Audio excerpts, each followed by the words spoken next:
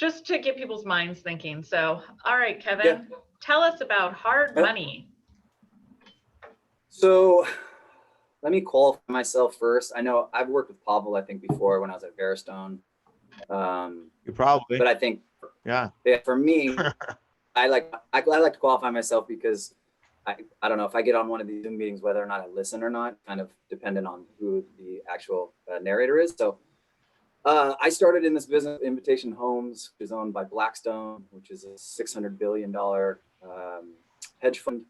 I bought 25 to 30 distressed properties at the auction every single week.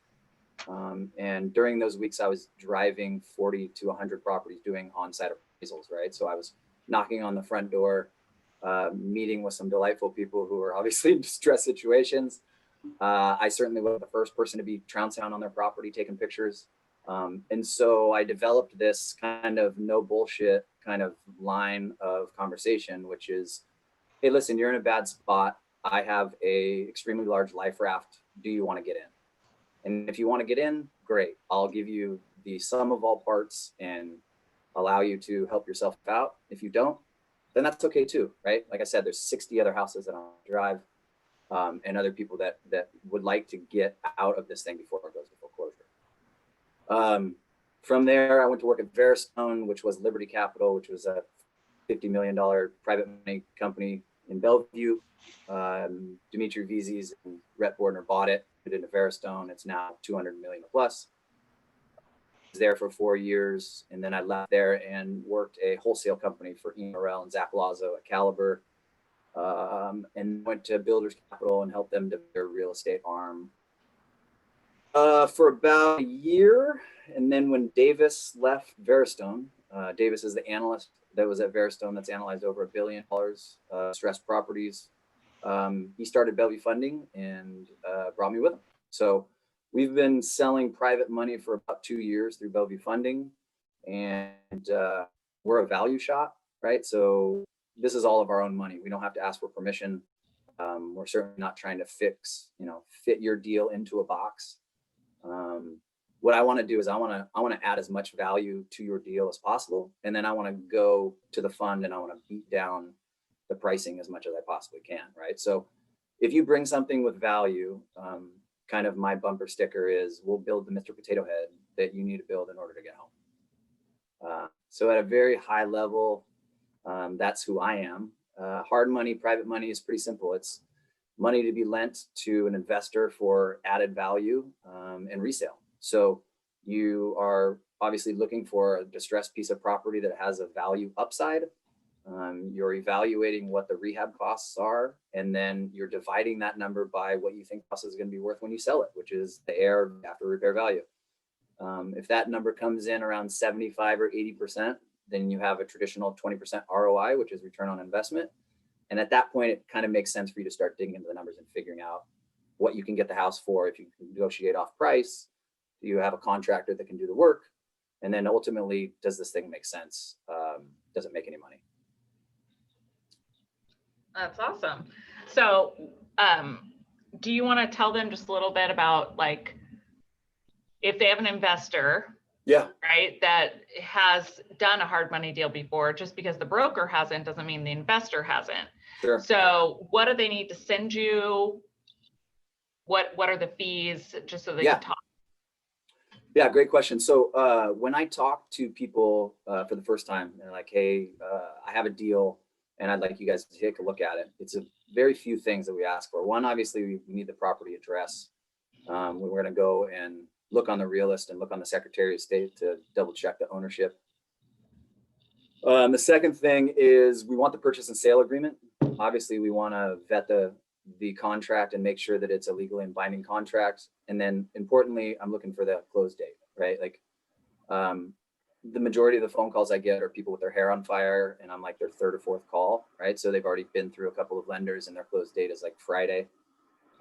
And so I'm scrambling to try and figure out how I can get their deal to close, which conversely, we can close loans 24 to 48 hours with all of the information that you require up front. So just so you guys know, if you are in a bind and you need something closed quickly, that's kind of our forte. It's how we get this kind of cascading trickle down effect, if you will. So address, we'd like some pictures of the interior and the exterior if you have them. We would like a roundabout repair number. So I'm going to put $50,000 into it. I'm going to put $75,000 into it. If you don't know, it's usually something that Davis and I can extract just because of the number of deals that we've done, right? Like if you have a good enough picture set, I could usually go through there and give you a roundabout number within 5 or 10 grand. And if the deal at the top of the funnel seems like it's something that we want to do, then we'll send one of our drivers out to the property to actually walk it and take the pictures and do the necessary kind of on-site evaluation that we need. I want to know what you think you're going to sell it for. I think that that's important. I think if you're starting a new relationship with somebody and they're telling you that they're going to sell something for $100,000 over what the market is holding, then you can kind of acute how much time you want to spend with that person, right? So there's kind of a give and take when you're acquiring this information from your client, because you kind of want to know if the person's batshit crazy, right? Like, does this person know what they're doing? Is this person just kind of on a wing and a prayer in it? Are they just doing what they saw on HGTV? Like, you're kind of qualifying this person with the upfront questions. And if they have all that information and you kind of put together in a little pack and you can divide that lower number by the number that you think you're going to sell it for, and it comes out 80% or lower, it's worth a conversation. But that's pretty much it. I think, there are some overlays of credit and experience that everyone's going to ask about.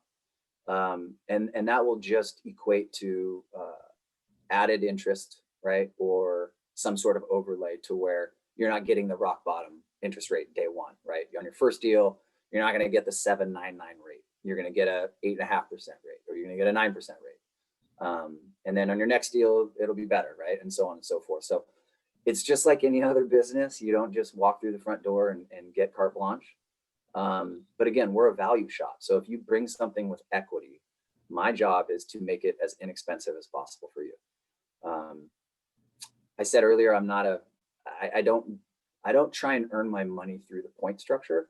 So like if you do a deal with Bellevue Funding, it's 2 points.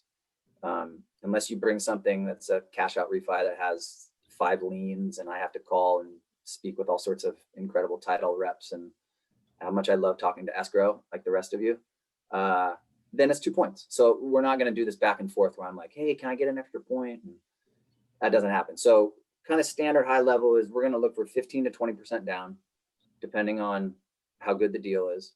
It's going to be 7.99 all the way up to 10% on the interest, and then the 2 points.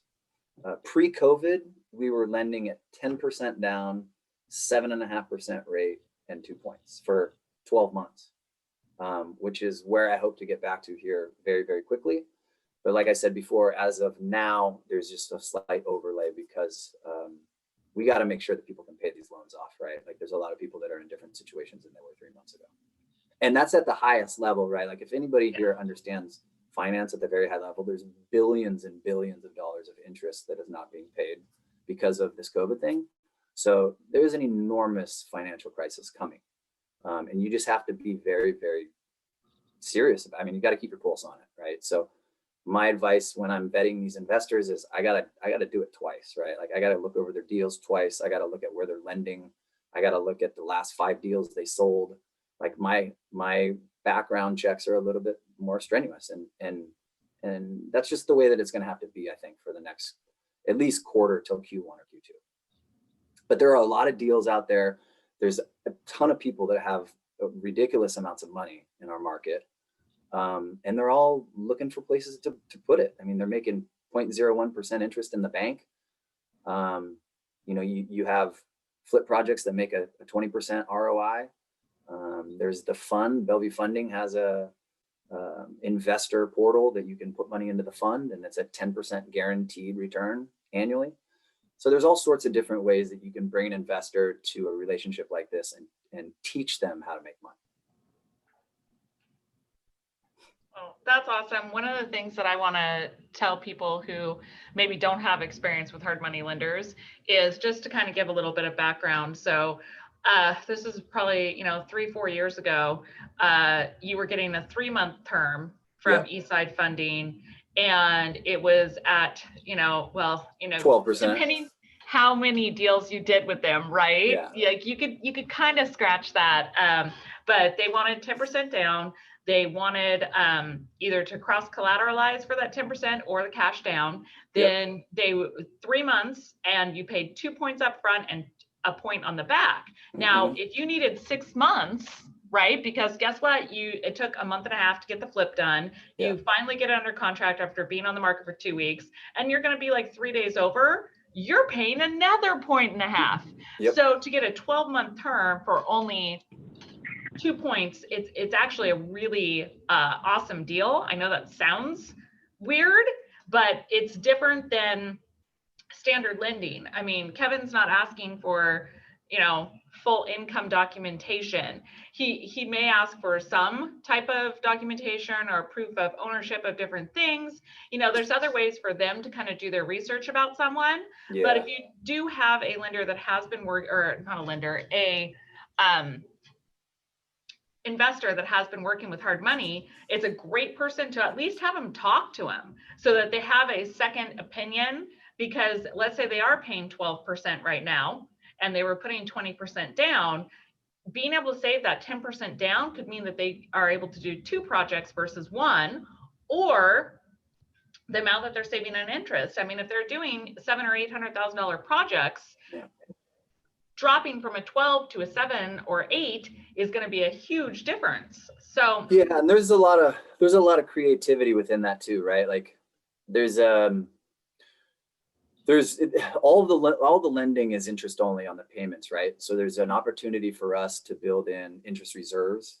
So we can do a 9-month term now where we're rolling all of your payments into the loan and you're not making any monthly payments, right? So you're probably bringing more down in that scenario, but you're not paying a ton of interest.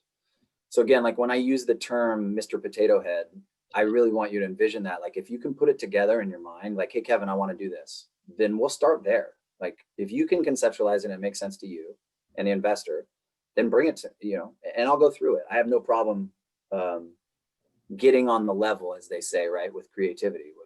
I have no problem. Traditional hard money, I would say, is that 20% down, 12% interest, 3 points.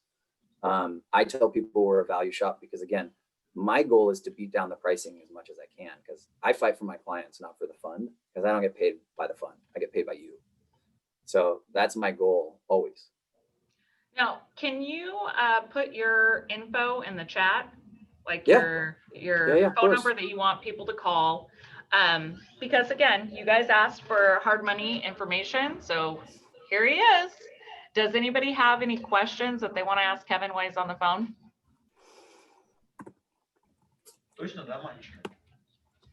I do. Hi, Nicole. Hello.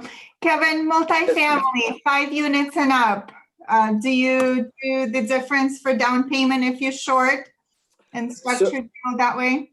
Yeah, great question. So we have 2 different note buyers and 2 different lines of credit, if you will, that we will use. We have one for the 1 to 4, and then we have one for the 5+. So it's the same structure. You're getting a better rate.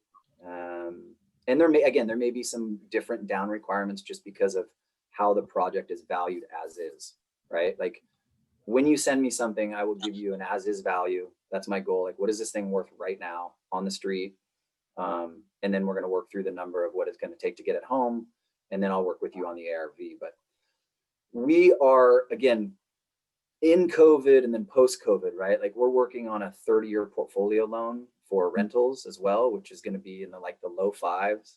It won't have any DTI, and there won't be any credit verification up front. So those kind of things kind of sounds, Nicole, like something, the multifamily stuff, to where you can acquire it up front with 10% down funds with us, get your rehab, and then you can roll that into a 30-year portfolio loan at like 5%. Okay, excellent. I'll be reaching out to you. Okay, love it. Kevin? Is that Pavel in your office and on the screen? Yeah. Gosh, he's everywhere. I am everywhere, bro. It's like Minority Report, dude. I know, right? Yeah. I love it. Now, I just want to clarify. We work in the office, man. We're I know. Dude, trust me, I would rather be there than here. Like the people downstairs and the people upstairs, they don't like me, the way that I talk and the way that I move around, I promise. Yeah, we work at the office, you know. So yeah, I'm on my way.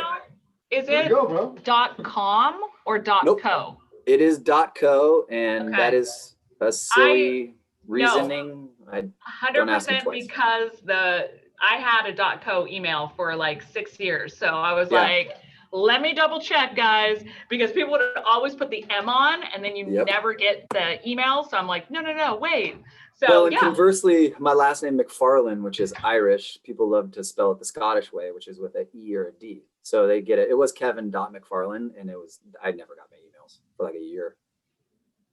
So now it's you were like, dang it, I missed those days. Do I suck at my job? What's going on here? So Kevin, thank you so much for coming on. Yep. And you guys, just so you know, I think at the very least, send me stuff for pricing. I show Davis off as much as I possibly can, as much as he'll allow me. I think he's the best analyst in the market. Like I said, he's done over $1 billion within a 1 or 2% range on the intake and on the exit. So at the very least, even if you guys don't end up doing a loan with me, send me your stuff for pricing and I'll kick it back to you within the day.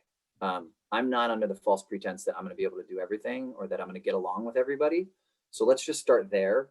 And if it doesn't fit in my box, like I said, I've been in this business for a dozen years, and I will gladly send you to somebody that can take care of you and bless the deal. I'm not under any free product, but I don't need to do them all.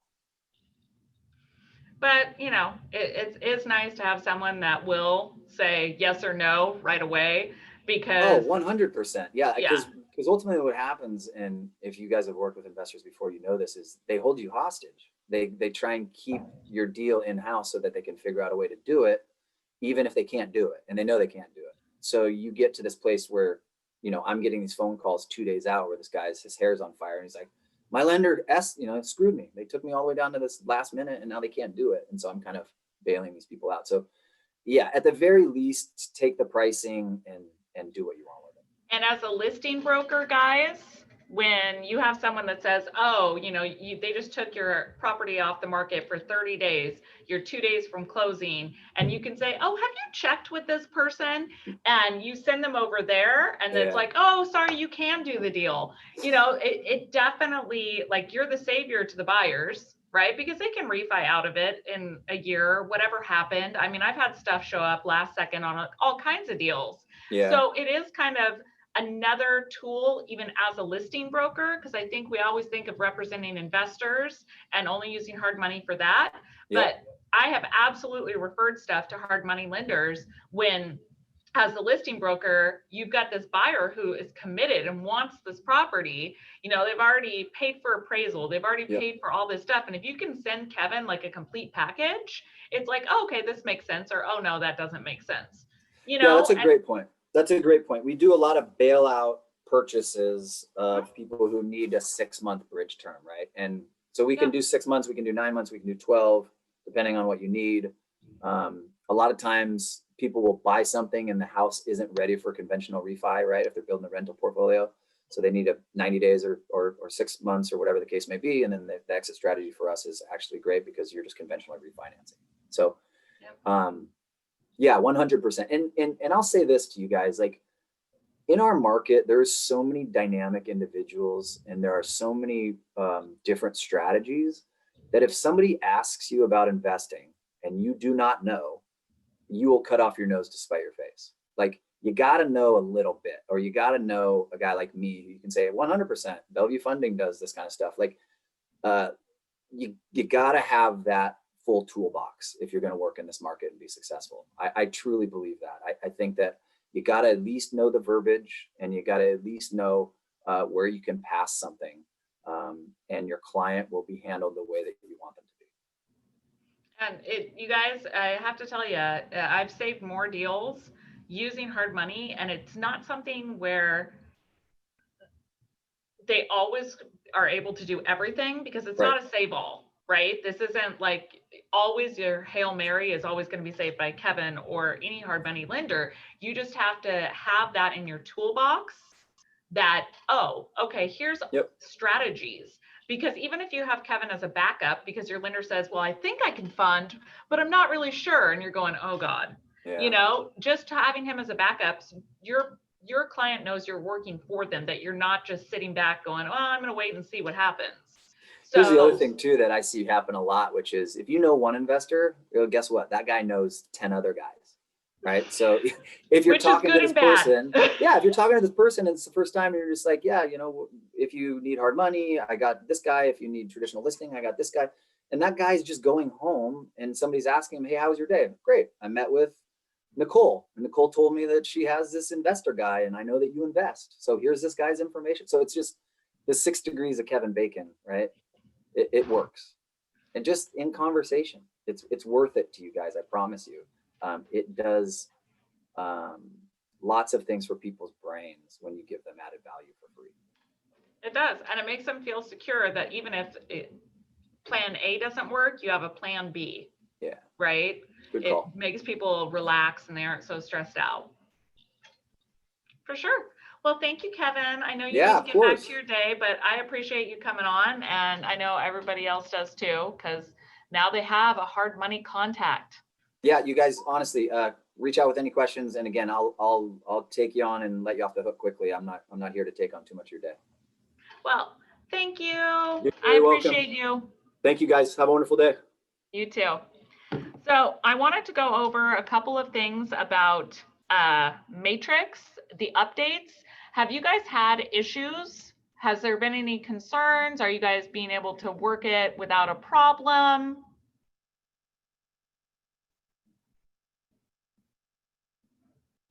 No issues or concerns? Okay. I wanted to just touch base because I had gotten a couple calls where people were really kind of struggling with the Matrix updates. Now, I'd gone over it last week, but I just want to make sure that if anyone has questions or concerns, that we talk about it on here where more people that don't want to ask the question can hear the answer. So if nobody else has issues, then I'm going to leave that Matrix issue right there. I wanted to go over property management and rentals by brokers. So if you are representing a renter and you're going on the MLS to do a rental, right? Because I've had a lot of questions about this lately. So I want to just kind of go through the dynamic and kind of the process. So the payout to Nexus on property rentals or referrals where your fees, where your commission is smaller, Nexus only takes 10%. Because a lot of times if you had to pay the transaction fee, it's going to take up a large portion of your commission. So it's just a 10% on referrals and on rentals. Okay. So that's number one. Number two, we do not do property management.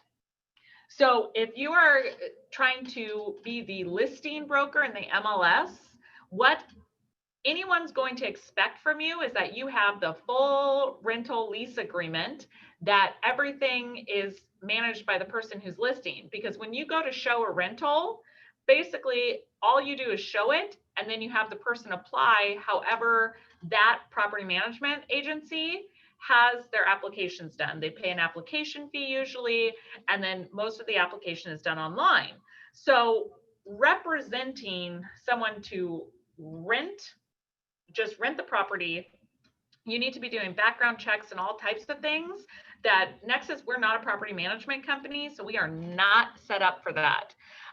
You can refer that, and I have someone that I refer all of my property management things to because I despise property management.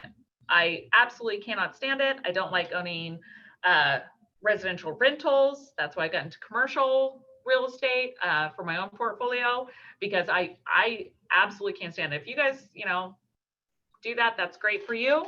Have fun with that. I am not a fan.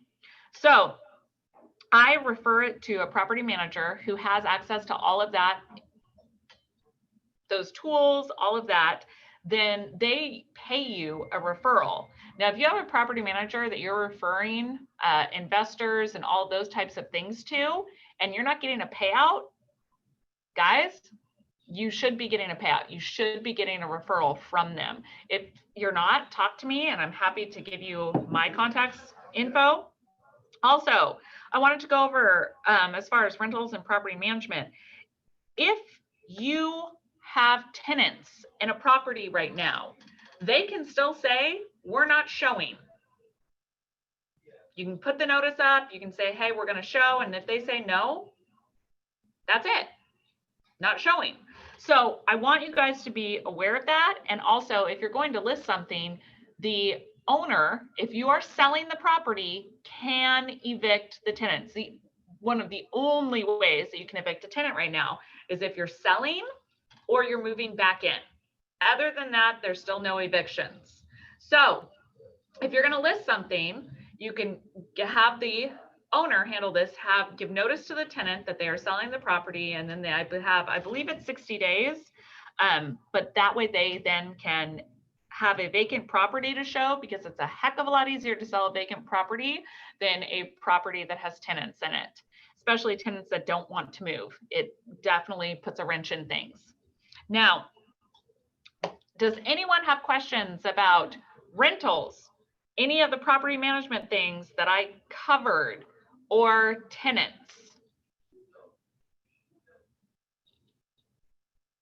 Nope. Okay. Then I'm going to cover something that I feel like I've covered, but I want to make sure that everybody is clear. Who do you call with questions? If you have questions, real estate related, you call me.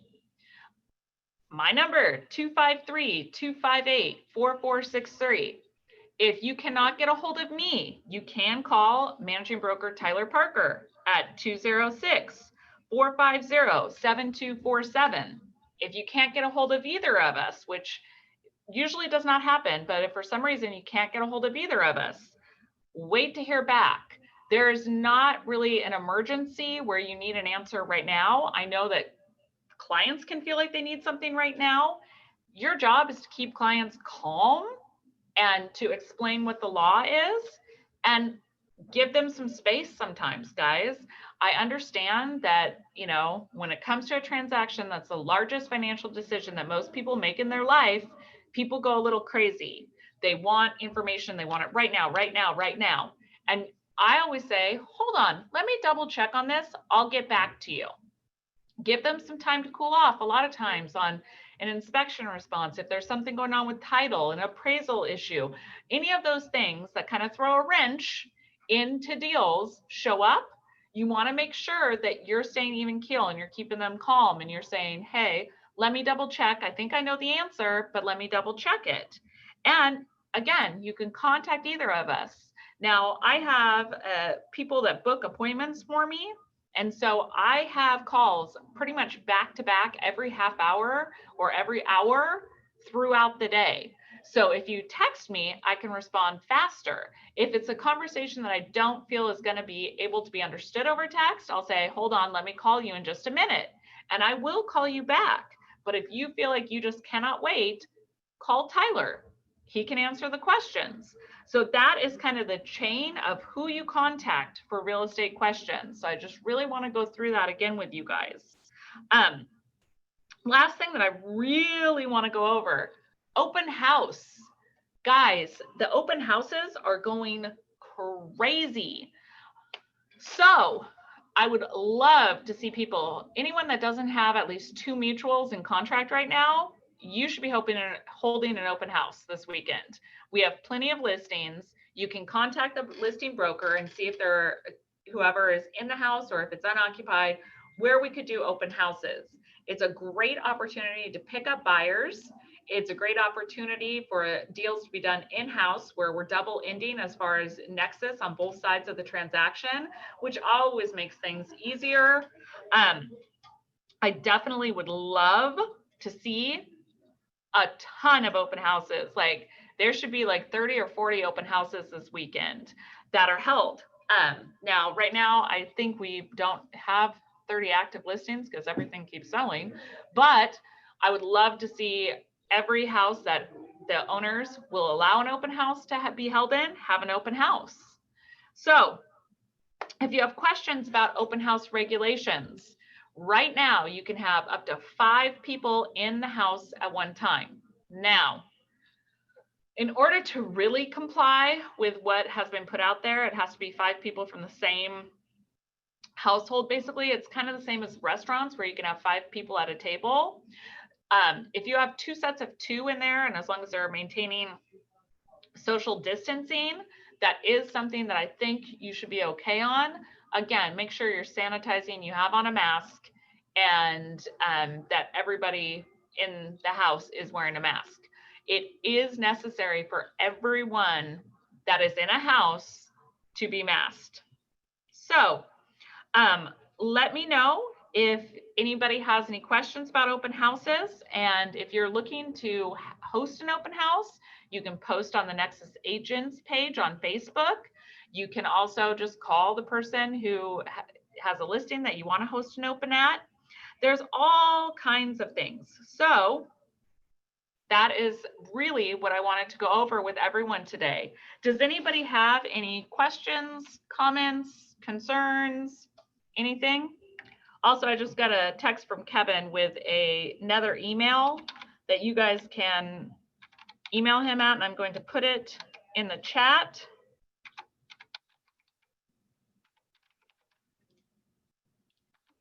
There you go. It is in the chat. I'm double checking it, making sure that it's right. Okay. Does anybody have anything that they had questions on, concerns? You guys are all really quiet today. All right. Well, thank you guys for taking time out of your Wednesday to come and hear a little bit about real estate, what's going on in the market. I appreciate all of you and look forward to chatting with you soon. Have a great day, you guys. I'll see you next week.